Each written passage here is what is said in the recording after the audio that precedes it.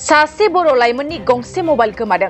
थांनाय मोनायाव बिजनी बर' बाजाराव खुंजानाय बैसागु बिदाय फोरबोआव सासे लाइमोननि गंसे मबाइल गोमादों।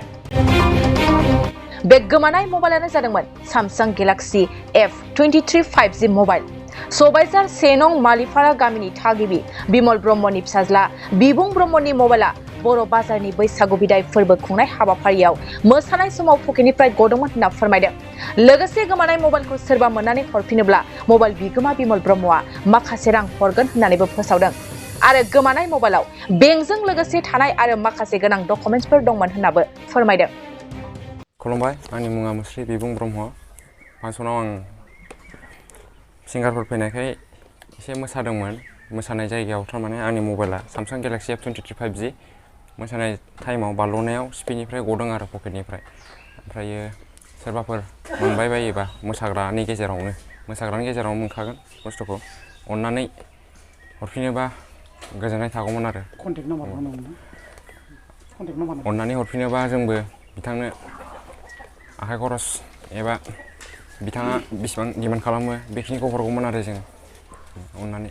बेयाव बे मबाइलाव आंनि माखासे गोनां इनफरमेसनफोर दंमोन आरो बेंकजों रिलेटेड डाटाफोरबो दंमोन। बेखायनो आंनो गोनांथि जाफिनदों।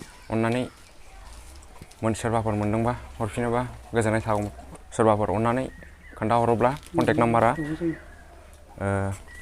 8761982542 अननानै बे नाम्बाराव कन्टेक्ट खालामना खोन्थाहरबा गोजोननाय थागौमोन। गामिया माने गामिया जोंना माबा सबाइजार नं 1 मालिपारा आरो दगरपारानि खोला गामि आरो। आंनि मुङा बिमल ब्रह्म, ओमफ्राय फिसालानि मुङा बिबुं ब्रह्म आरो। पस्ट अफिसा नेहरू बाजार आरो नेहरू बाजार। थानायाथ' बिजनियानो जाहैबाय। आं दा माने बुंनो सानदों, मैया माने जोंहा बे आंनि फिसाला बिबुं ब्रह्म बियो माने मैया बर' बाजाराव थांदोंमोन आरो। बर' बाजाराव फांसनाव थांदों आरो बिसोरो। बिदिनो लोगोफोरजों बिसोरो माने फांसनावनो बिसोरो बे बक्स माबा दामनाय गुदियावनो बिसोरो मोसाबाय थादों जाहैबाय आरो। मोसानायाव माने बिसोर बिदिनो बाल्ल' बुल्ल' जाबाय दा बे ओमफ्राय मबाइला गदों जाहैबाय आरो। गनाय लोगो लोगोनो ओमफ्राय दसे थानानै पकेटाव माने दांग्रोमाव माने मबाइलखौ माने बियो माने मोनफिनाखै जाहैबाय आरो। बिदिनो नागिरै माने मबाइलखौ मोननाय जायाखै आरो। ओमफ्राय दा बियो माने 12था ना बेसेबांसोआव बियो न'आव फैफिनबाय। 12थायाव फैदोंमोन ने, 12थासोआव बियो न'आव फैफिननानै बे फन माने बुबाय थादों ओमफ्राय रिं जायै ओमफ्राय ग्रोब जेथियानाखि 4था जाहां जायो अब्ला माने मबाइला सुइस अफ जादों आरो। जि हक माने दा बे मबाइलखौ सोरबाफोर बिथांमोना जुदि मोनदोंब्ला अननानै माने बे मबाइलखौ माने जाहाथे बे आंनि फिसाला बिबुं ब्रह्मनि आखायाव माने हरफिनो। बेनि थाखाय आङो जाय मोनग्रा बे मोनग्रानि सायाव आङो गुरैयै खावलायहरो। मानो होननानै बुङोबा जों गावजों गाव माखासे बिदिनो मबाइलानो जा जिखियानो जा गोमानाय बुस्थुखौ बिगोमा ओंखारफिनब्ला जाहाथे हरलायो। बेनि थाखाय जों गावजों गाव अनलायलायो। जाहाथे जोंबो माने ओरैबायदि गरिब न'खरनि मानसि, जों माने मबाइल गंसेखौ बायनानै होनोनो हाया जायो।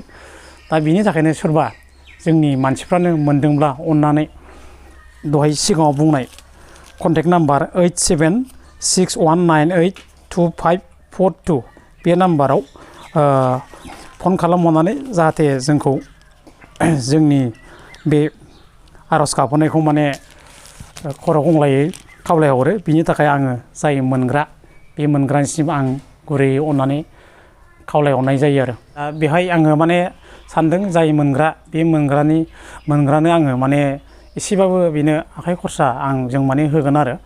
मोनसे गोजोनथाव खौरां, नोंथाङा नोंथांनि न'खौ समायना रमायना जोंख्लाब माख्लाब खालामनो गोसो दं नामा?